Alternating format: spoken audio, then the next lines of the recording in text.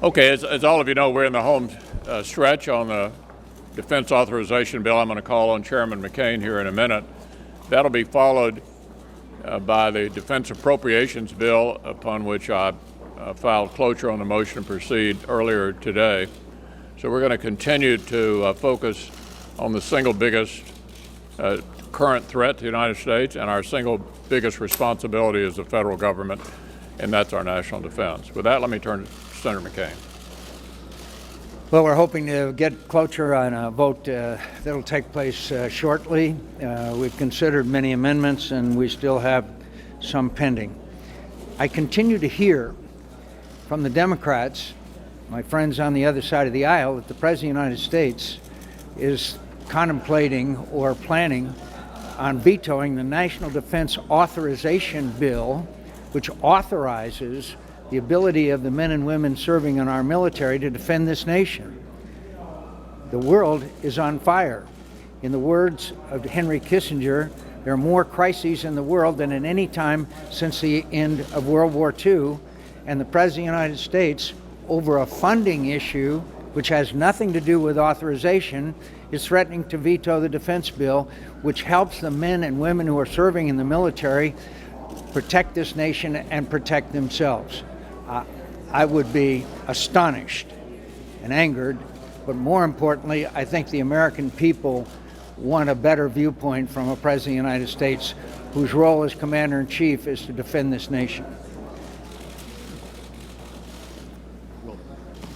Well, as you can tell, our Democratic colleagues are somewhat conflicted because at a time when the Senate is finally getting back to work again and passing some bipartisan legislation, one of the Democratic leaders gave an interview to the local newspaper and said that they were going to engage in a filibuster summer. In other words, they were going to try to stop the Senate in its tracks from passing bipartisan legislation until they got what they wanted when it comes to spending on the IRS and the EPA and other non-defense areas. We would implore them to work with us, not to disrupt and to cause the Senate to become dysfunctional again, because I believe that we are actually doing the people's work once again. And the idea that they would threaten to filibuster the Defense Authorization Bill, and now it seems like they're backing off of that and now threatening to do that on the Defense Appropriations Bill, which is the bill that actually pays the salaries of our troops, is just unconscionable. So we would ask them to reconsider and to work with us to continue passing bipartisan legislation and doing the people's work, and not to engage in this frivolous exercise known as filibuster summer. There's an old saying that if you don't get national security right, the rest is conversation, which is why the Defense Authorization Bill before us this week is so important to the American people. It funds our military, makes sure that our troops have what they need in terms of training, equipment, pays our service members, and gives our commanders the resources that they need to face not only the threats that we face today, but the threats in the future. And that's why it is unconscionable that the Democrats would try and hijack this particular bill for political purposes.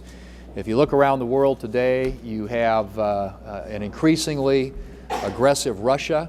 You've got ISIS leaving a trail of slaughter all across the Middle East. You have the Iranians that much closer to acquiring a nuclear capability, which is why it's so important that in a bipartisan way, senators come together behind the bill that Senator McCain and his committee have produced. And the idea, the very idea that the President of the United States would veto the Defense Authorization Bill in light of everything that's going on around the world today is a reckless and irresponsible strategy on his part. And it really is, as the Commander-in-Chief, something that he should reconsider. Today, President Obama said that the healthcare.gov website was a well-documented disaster. Well, the President may have another disaster on his hands if the Supreme Court rules that the healthcare law actually means what it says. So the question is, what are the Republicans going to do about that? And Republicans are committed to protecting these 6 million individuals who may be losing their coverage and their subsidies as a result of the Supreme Court ruling. We have been working for months on a policy to provide temporary support to those who trust the president. And the reason we want to do that is it's not their fault. They were misled by the president on this in the same ways that they've been misled throughout this whole process. The president promised if you like your doctor, you can keep your doctor. The president promised if you like your plan, you can keep your plan. But yet millions and millions lost the coverage in the plan that they liked because of the law. The president promised that premiums would go down. Instead, we're looking at double-digit increased premium costs again this year, and there is no end in sight. So Republicans are committed to protecting the people, but not protecting the law. We're working to form a transition to get people away from the president's health care law, away from Obamacare, and give them more freedom, more choice, more flexibility. Republicans believe that we were elected to the majority to govern. We're ready to do that. And now the president's going to have a choice. He can either work with us to help these people harmed by his law, or he can choose to stay dug in and stubborn. Well, 2 weeks ago, the leader of the Democrats in the Senate said that debating the defense authorization bill was a waste of time. And then the president, not too many days after that, said, I may veto this bill unless we spend at least as much money on everything else as we appropriate to defend the country. All spending is not created equal. The number one priority of the federal government is to defend the country. This idea that the president wants to pursue, that nothing wrong with the amount of money that the Congress would like to spend to defend the country, I just want to spend at least that much for everything else. That's not the way you decide how to defend the country. It's not the way you decide what your priorities are. We want to debate these issues, all of the appropriations bills, eager to get a multi-year highway bill, a transportation bill on the Senate floor in the month of July. But all those things are made much more difficult by a strategy that is purposefully out there just to see that nothing happens. That is not the job of the government. The job of the government is to do the people's business and to do it openly and publicly. Call on the other side to help us get that done.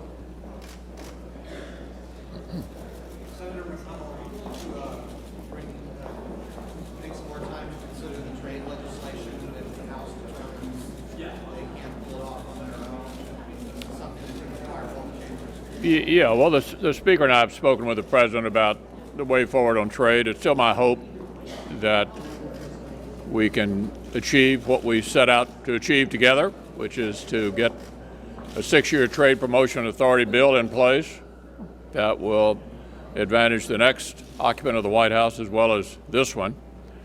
And obviously there was a malfunction over in the House on Friday that we all watched with great interest, and we are not giving up. We still think there may be a path forward to get an achievement here that we would like to get, as well as the president. I'll let you know. Senator McConnell, the Democrats have made some demands on the highway bill. They want a long-term one. They want higher funding levels. What do you think is realistic to do by the end of July? Well, Senator Blunt just pointed out the obvious, which is that we'll be dealing with the highway bill before the August recess. There's a strong bipartisan desire to have a multi-year bill, and we're working on it. It's just not the current business before the Senate. Protecting the nation and defending, standing up for the troops and passing these defense bills is the current item before the Senate. Senator McConnell, do you believe there are the votes to pass TPA as a standalone bill? Well, look, we're going to, as I said in response to your question, we've not given up on passing TPA. We think it's an important accomplishment for the country.